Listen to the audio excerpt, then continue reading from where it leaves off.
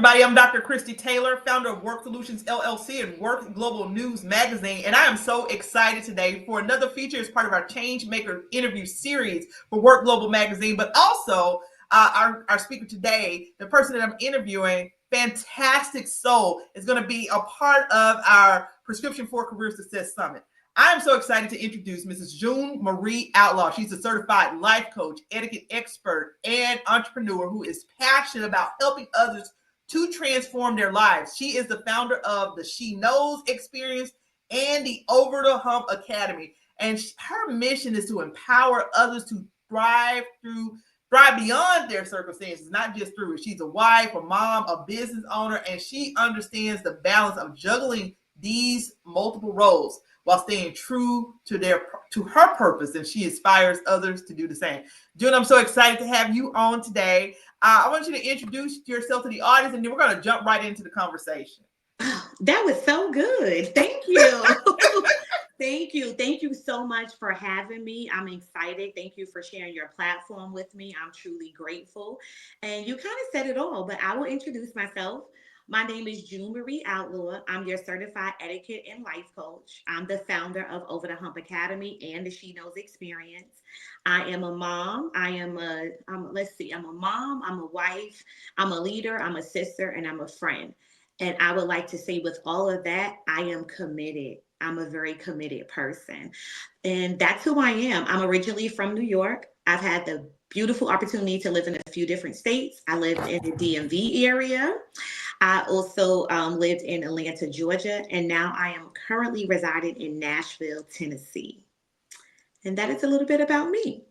Now, such a great experience, and we had a chance to talk a little bit before we jumped on, right? I think we probably spent 30 minutes talking for a 30-minute interview, right? I always enjoy conversations like that because it allows me to really get to know the people that we're bringing to this platform, because I like to always highlight, as part of Changemaker series, that everybody thinks that to be a change maker, that it's, this person is out doing, like, I got a degree in international development and out shooting rocket ships to change them. Listen, change starts with just being who you are, starting where you are.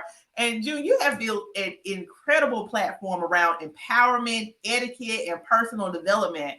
And so let's just, sharing your story. What was the moment that made you realize that this was your true calling? Ooh, honestly, I've had a lot of moments that made me realize that this was my true calling. I'll start off with the first one. I will create an experience in my head. I'll write it down. I'll throw it on my website. And I'm like, you know what? This is what we're going to do. And then I say, you know what? I changed my mind. This is not what we're going to do. Right. And I'm like, okay, I'm going to go on the website and I'm going to cancel the event on, let's just say, Sunday. Right. Guess what? Before I go cancel that event, I have ticket purchases. So that's when I know that I'm truly walking in my purpose, that this is what I'm supposed to do. Because anytime I try to stop, I ensure you, I always say, you know what? This, for me, God is speaking to me in the language that I understand, which is money. So when I sell that ticket, that's how I know that I am supposed to keep pushing and I'm supposed to keep going. That's one of them. And then I have another one, to be honest, like the testimonies that I hear from other individuals, the impact that the community that I build or that I am building, that impact, those testimonies and those stories, it's like, oh, that's what Wind Down Wednesday does for you. That's what Saturday Sips and Tips, that's what it does for you. So once I hear that, that's when I know, like, this is what I'm supposed to do and I'm in full alignment. And that's what keeps me going as well. It's something, right? Because we were talking about this. I remember, like, I'm gonna tell you, I got to share my own story during your interview because you just inspired me, and I just want people to listen to that, right? It was the point where you just said where it's like, okay, I do these events, and it's like I'm gonna cancel it because it's like you get that self-doubt, right? And then you go in there, it's like, boom, somebody done bought a ticket. I remember last year when I said, okay, I'm gonna start doing how the workflow works. You do your free workshops, you get your customers. Exactly. I did that first free workshop, and the only person that came was like my cousin. Like, who always did everything. Shout out to Adrian because he shows me every year, right? All right.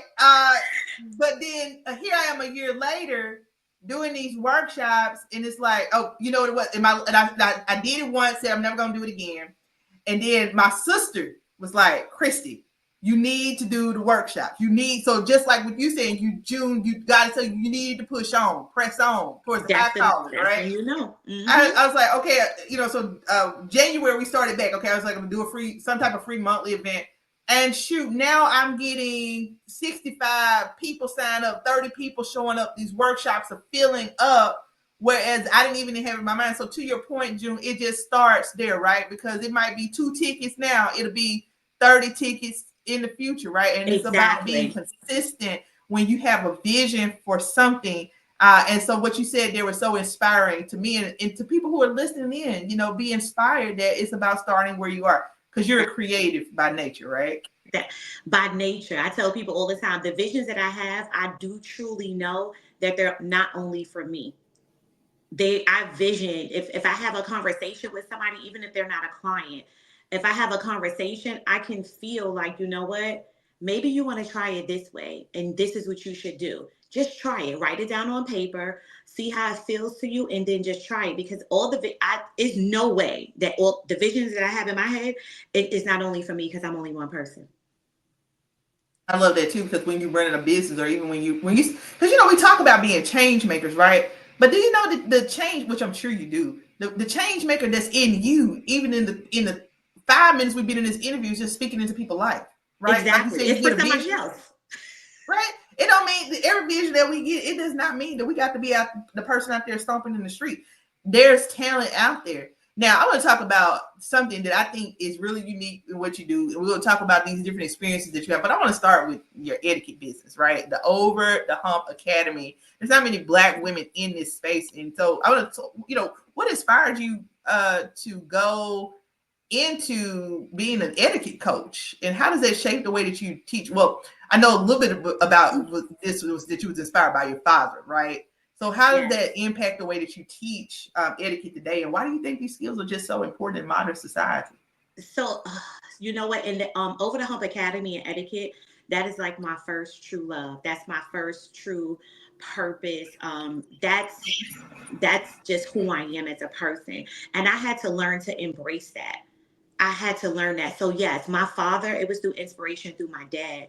I tell all the time. My dad was very firm on the please, very firm on the please, the thank you, the can I, the may I, no thank you. Now I grew up in New York, so I didn't say yes ma'am, but we had to say yes please and we had to say no thank you. You had to sit up straight, you had to close your legs as a young lady. And honestly, what he instilled in me was absolutely amazing. I didn't appreciate it, of course, when I was younger, but when I was older and I was in work, I was at work and I was around different individuals, just anywhere, even friends that I've met that I'm still friends with to this day. I would tell them certain things and it was like, you're always telling us what to do. And I'm like, no, I'm not, but this is, close your legs, sit up straight, don't put your elbows on the table. They're like, where did you get this from? I'm like, you didn't grow up like that? You didn't know that. You didn't know that you shouldn't sit like that. You didn't know that when you sit at the table that your cup is on the right hand side. And they like, no. That's when I got a moment like, oh, you know what? My dad, the way he taught me was very I would say toxic, right? Because I had to walk with a book on my head. And if that book dropped from my head, my dad would literally like punch me down. My nose would bleed, Oh, wow. right? So it was a very traumatic experience. But what I had to do is I said, you know what? When he passed away almost 11 years ago, I said, I don't want to think about him beating me up. I don't want to think about him mentally abusing me and physically abusing me. So, how can I take this negative experience and make it into something positive? And I Mhm. said, I'm going to facilitate etiquette and I'm going to teach etiquette workshops. And I have two children. My son is 27 and my daughter is 13. My 27-year-old and my 13-year-old, they would have people come over to the house and they would spend a night. And I was like, oh, okay, the hair wasn't done, or they would come over with like like a shopping bag from like Walmart, no toothbrush. And I said, you know what? I don't want to talk about these parents because I don't know what they're going through in their own home. Yeah. I don't know what they know and what they don't know. So I started teaching etiquette workshops in my living room. And that's how I started off. And then last, I seen a Black woman named Elaine Swan. And I seen her on the Phil Donahue show. And she's an etiquette coach. And I said, you know what? I'm gonna look into her. And I was like, if she could be on the Phil Donahue show, then I could be on Oprah. You know, and she was a woman of color, and I admire her, and I still admire her, and she's still my mentor. And I said, you know what? Let me see what's going on. And I reached out to her. I went to She was in Philadelphia. No, she was in Florida, and she was facilitating an etiquette workshop. And I went and I said, let me find out who she is. And I went, already had my business at that particular time, and I wanted to learn more. And that's how I got into facilitating the etiquette workshops.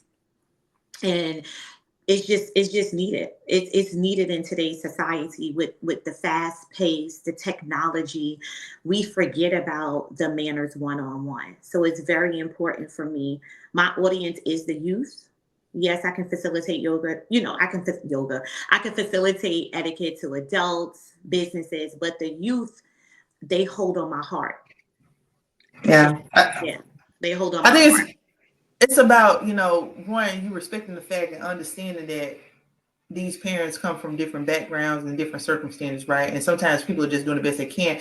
It kind of just made me think about like how I grew up. We grew up with a certain level of manners. I wouldn't say etiquette per se in the way that you teach it, but it was a certain way that we were expected to behave. The expectations were there. The expectations for you as a tailor, right? When my grandma would say, "You're smarter than the average," but it is the way that we were groomed to carry ourselves with this level of dignity and respect. And it was regardless of our circumstances. So you have this passion for teaching and helping children. You've turned what could have been which is not what it could have been. I'm sure was a traumatic experience for you growing up. You turned that into this positive outlet where you're looking and changing the lives of young people. But not only that, June, you also have, I mean, you come on here, your title is Purpose to Profit Coach.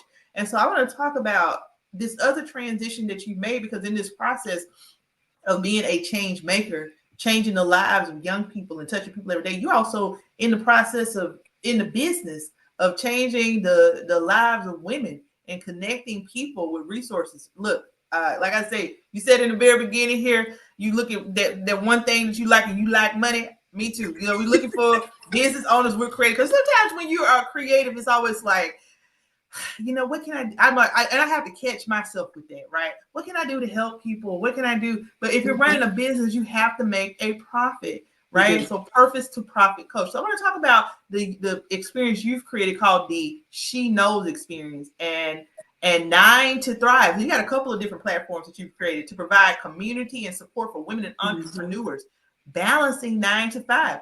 What's the biggest challenge that these women are facing? And first of all, before we even go there, let's talk about what inspired you to create these two different experiences, and what are people? And you have Wind Down Wednesdays. What are people getting from all of these experiences with you? Tell me a little bit about each. The ones you want to highlight, and what people are getting from each of these different experiences and avenues. So yes. Oh, when you say that, it sounds like so much. Like, but to be honest, I'm very strategic. They all tie in with one another, right? So the She Knows experience is creating experiences, no matter if they're you're learning community, whatever it is. I'm really big on community, right? I am big on that. We have to do this together. You cannot do this alone, and you need community and you need support. So that is, I'm huge on that. So the She Knows experience is more so of your motivation, right? Because I tell Mm-hmm. individuals all the time, you can stay in a motivational stage forever, for too long. So I take your motivation and I transfer that into inspiration. Because once you are inspired, there's no stopping you. That's why I feel like I cannot stop sometimes, because I'm truly inspired, and I have been I was motivated for 10 years. I wrote the same thing down for 10 years. Wow. The same thing in my journal for 10 years. And I was like, you know what? I'm sick and tired of me. So when I coach, it's actually from an experience of myself. And that's what I bring to the table with all of my communities. I am so transparent with my story and who I am. And people respect that. They respect my truth. They respect the information. I'm not a gatekeeper. I'll give you all the information. I am a true believer that what God has for you, he has for you. What God has for me, he has for me. I am not able to touch everybody in the world. So I need your help as well. We need each other. So that's how we have to come together. So I'm always going to be big on community. Each group that I create, it's me. That's how I'm able to coach from that place because I only coach from a place of experience. Yeah. Not nine to thrive, right? You know how I came up with that? That's a new group that I had, but I just birthed it. I came up with that because I was like, you know what? I don't want to go to work. And it was Saturday. It's Saturday. And I said, I don't want to go to work for Monday. I said, ooh, because I didn't mention, I've been in property management for 21 years. I've been a property manager, a regional property manager, and I'm actually the director of property management for a nonprofit organization. So I said, how am I dreading on going to work, doing something that I actually love? How am I dreading this? I know other people are feeling the same way. They want to know how are you making time for these things because a lot of people did not know that I actually work a 9 to 5 and run my businesses. So I was like, you know what? I'm gonna create Nine to Thrive. You can still thrive in your 9 to 5 while creating your business. But all of it ties together because if she knows experience, that gives you the motivation that you need. That's like the soft side of me. That's your motivation and your inspiration. The Nine to Thrive is how much time did you work on your business today? Because you went to work for 8 hours, 10 hours. Did you work on your business at least for 30 minutes? That's the firm June. Not as firm as my dad, but that's the firm June or letting you know like you can do this. And what keeps me going is I'm I'm the motivation for others, but they're really my motivation. Yeah. The great thing about coaching, look, guys, if you listening, you probably have seen me say this in the last 55 interviews I've done for Changemaker, especially when I'm interviewing coaches. So it's redundant, but I say this: look, the thing between a coach and a therapist is coaching is therapeutic, but it's not therapy, right? What Right. I love about coaching is that people connect with us. Like if I go see a therapist, which you should not be afraid to do, but if you go Right. see a therapist, that person is there to listen to you. They're writing on their pad and they're giving you a diagnosis. Coaches, we kind of diagnose too in our own way.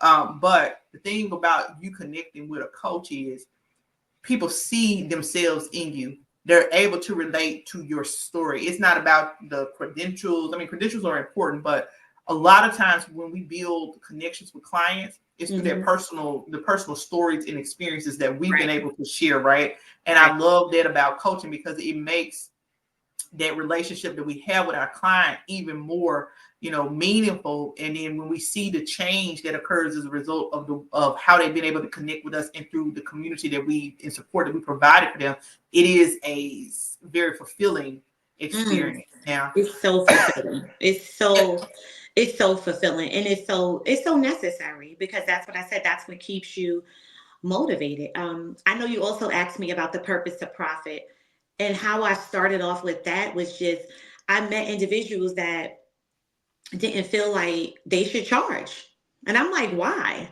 Why do you feel like you should have a whole bunch of free experiences and not charge for any of those? So with that, I feel like that's when your confidence has to come in, and that's where your confidence have to come in, and that's when you have to have faith. That's when the coach, I know the coach in me, that's when I dig deep inside of myself. Like, what do you feel like you are really worthy? And if you don't, why not? Because you have to make profit because how are you going to keep going without making profit? So what I've been taught from my business coach is every experience that you have, right? I have a product for it. So Wine Down Wednesday, I have a wine glass. and I sell those wine glasses. So no, I'm not charging for the experience, but I would like for you to support me and purchase a wine glass.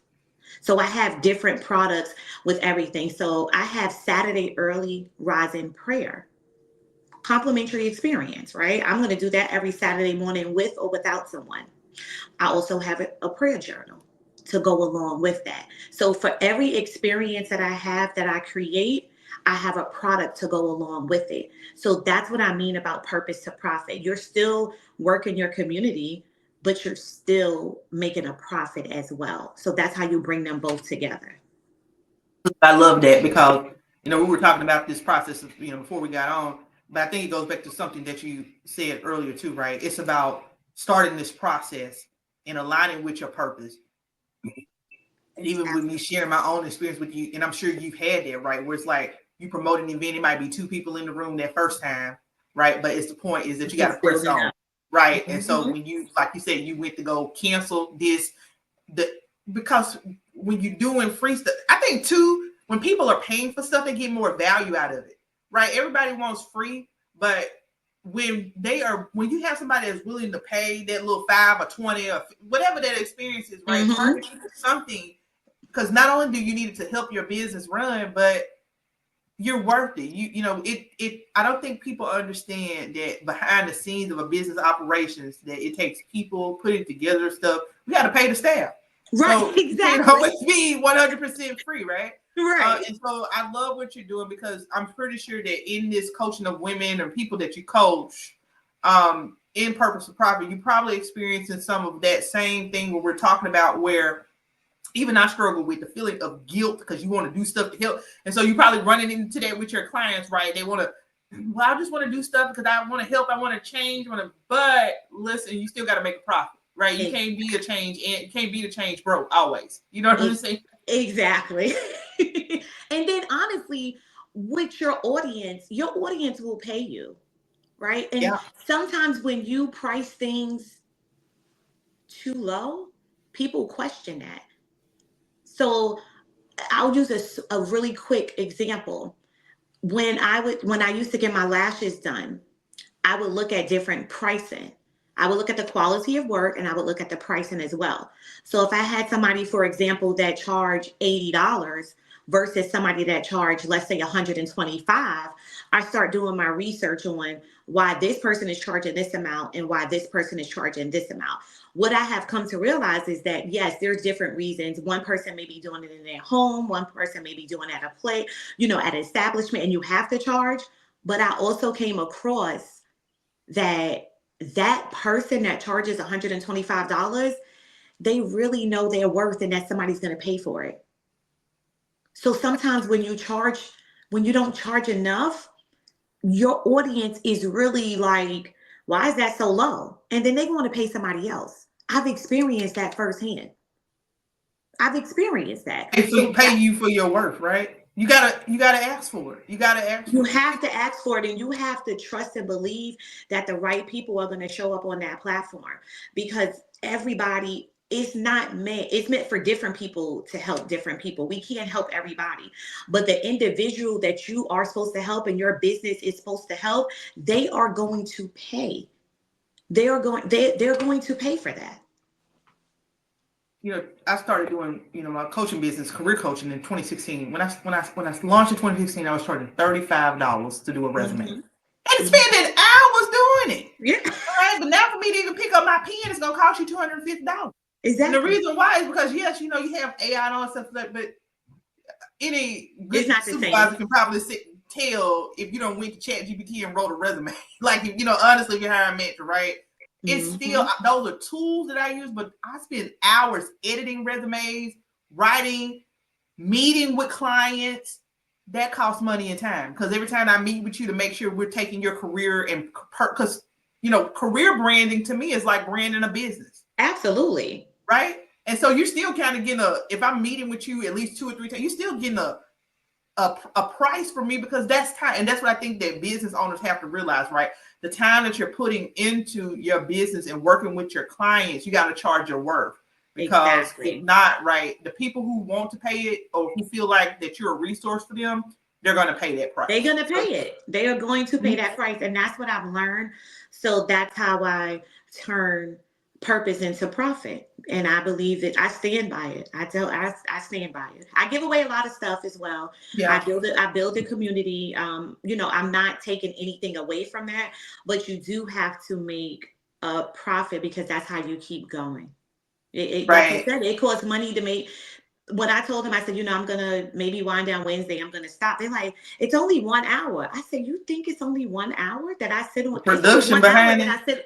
I sit on Zoom for an hour and 15 minutes. But I have to find the speakers that are gonna add value to the community.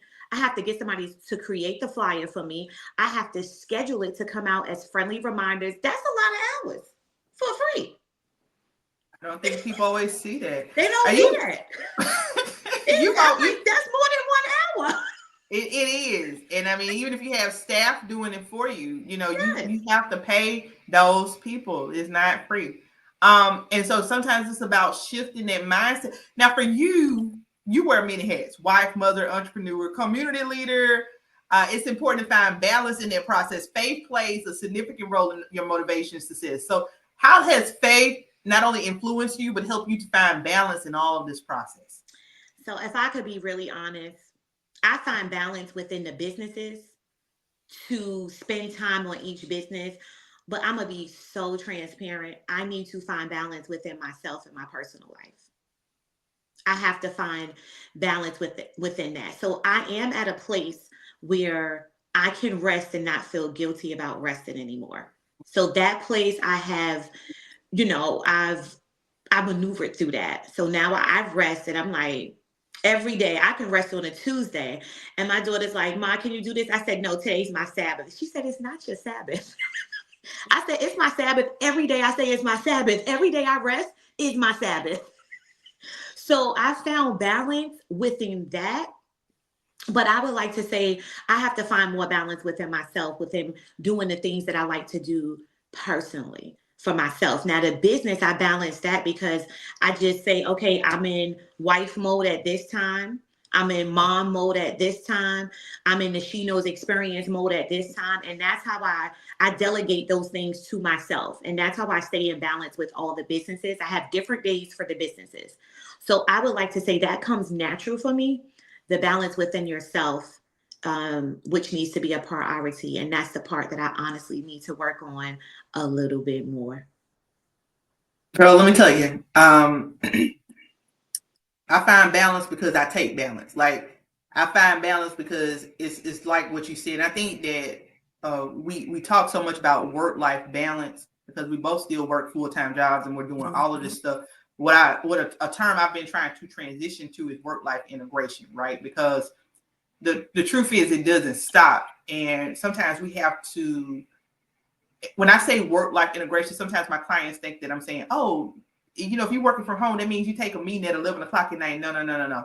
What I'm saying is that realistically, that we're wearing these multiple hats, and the work is not just the 9 to 5. It's you being a wife, a mother, as an entrepreneur. It's all those things work. It takes work. Mm-hmm. And when I say integration, I mean it's just embracing that this is going to take work. And sometimes you have to just take those moments. Yeah, I'm going to have a cutoff period for my day. I'm going to hire out when I can. But again, to hire out people takes money, right? To market takes Absolutely. money. But to say, just like you said, this is my Sabbath, you have to take that and say it and own it and stop what you're doing. Sometimes I have to put the phone away. And like I was saying right before this interview, here in DC it's 54 degrees today. I consider that summertime, Yes, right? yes. So I had to go out, take me a walk. Take But you a it's like, walk.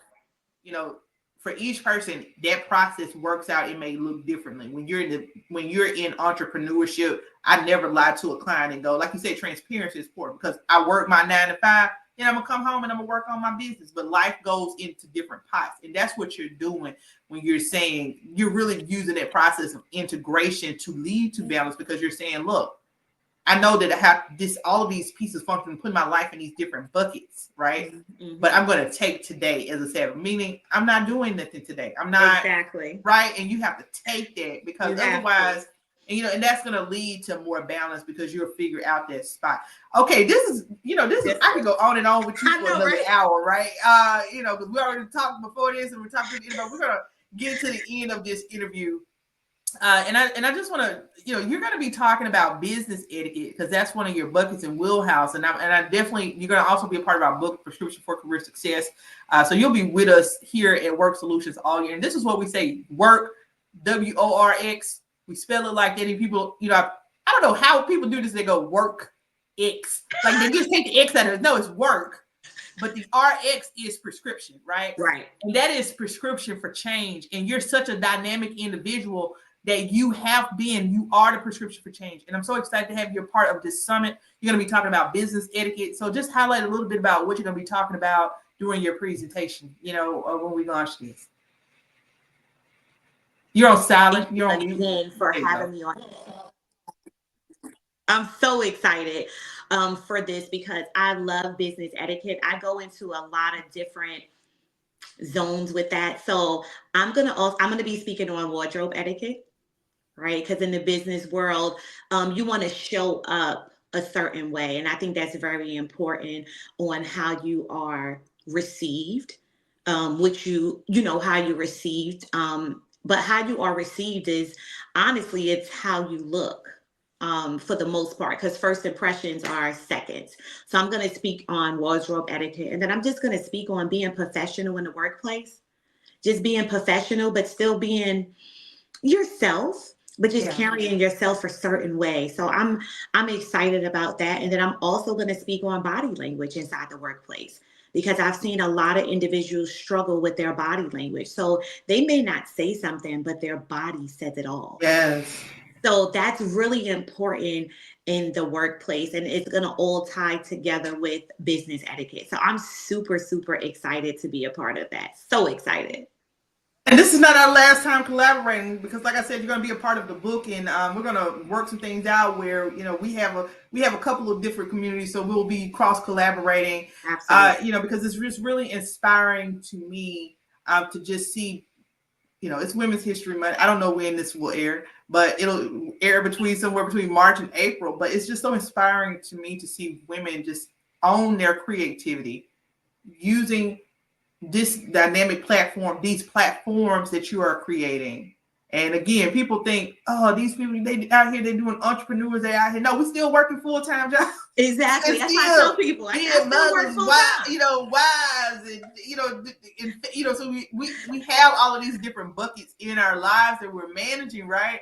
And so when you see people doing in their creative space, doing all of these dynamic things, but like June said in the beginning, she's like, okay, I'm a coach, an etiquette coach, and a business coach, but she's a change maker and leader in her own community, but she's working through children, right? Teaching etiquette, so we can pick these spaces and how we show up in these different buckets of our lives to be a change maker by starting right where you are. With June, where can people find you if they want to connect and reach out to you? And of course, we're going to have all of June's information in the description box wherever you may be listening to this, because we're going to be expanding our platform in the next couple of months. So June, where can people find you and connect with you? So you can find me Over the Hump Academy on Instagram, just like the business name. On Facebook, it's June Tillman, which is my maiden name. Don't tell my husband. But you can find me June Tillman. That's my platform where I'm at most of the time. And then I also have an Instagram for the She Knows, and it's called She Knows Experience as well. You can find me there. I have 2 separate websites for both businesses. So it's thesheknows.com and then overthehumpacademy.com as well. Amazing. You're an amazing woman, amazing leader, and keep doing the work that you do to make a difference. And thank you, June, for today's interview. And thank you guys for tuning in. And be sure to check her out and also to get your free ticket to the Prescription for Career Success Summit. All right. Thank you so much for having me. Thank you. You're welcome. Thank you.